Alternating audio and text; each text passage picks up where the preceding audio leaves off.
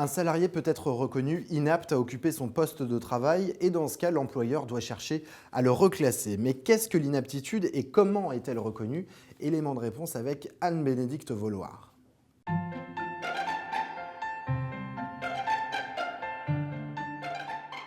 Bonjour Anne-Bénédicte. Bonjour Thibault. Alors expliquez-nous, comment constate-t-on l'inaptitude d'un salarié? Alors, l'inaptitude d'un salarié, c'est l'incapacité, pour des raisons médicalement constatées, qu'il a d'exercer ses fonctions au sein de l'entreprise. Si l'entreprise n'arrive pas à le reclasser, il sera licencié. Donc les conséquences sont graves.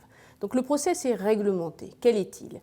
D'abord, l'inaptitude peut être constatée à n'importe quel moment de la vie de l'entreprise, naturellement à l'expiration d'une période maladie, mais aussi lors de l'embauche ou lors d'une visite périodique. Ensuite, il faut savoir que seul le médecin du travail peut constater l'inaptitude. Et cela est normal, puisqu'en fait, il a la double compétence, la compétence médicale d'une part, et la connaissance de l'entreprise qui lui permet de faire une étude de poste. Enfin, et j'en terminerai, quelle est la procédure? Elle est simple. 2 examens médicaux séparés de 2 semaines au minimum et qui sont organisés par l'employeur. Une exception classique, en cas de danger immédiat pour la santé du salarié, une seule visite de reprise suffira et le médecin du travail le constatera dans son avis d'inaptitude. Ces éléments sont importants, à défaut, le licenciement serait nul.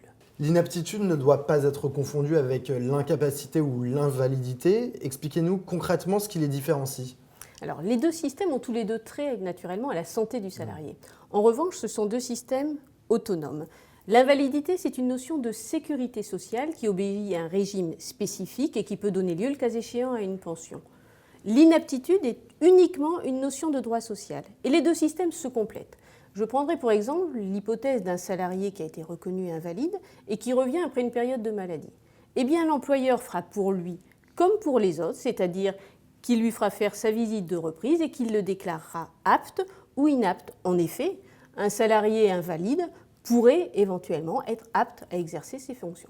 Le Conseil de simplification a dévoilé une 50aine de mesures pour simplifier la vie des entreprises. Et parmi elles, la clarification des notions d'aptitude et d'inaptitude. Est-ce que vous pouvez nous en dire plus? Oui, alors le Conseil de simplification fin octobre 2014 a fait paraître une 50aine de mesures.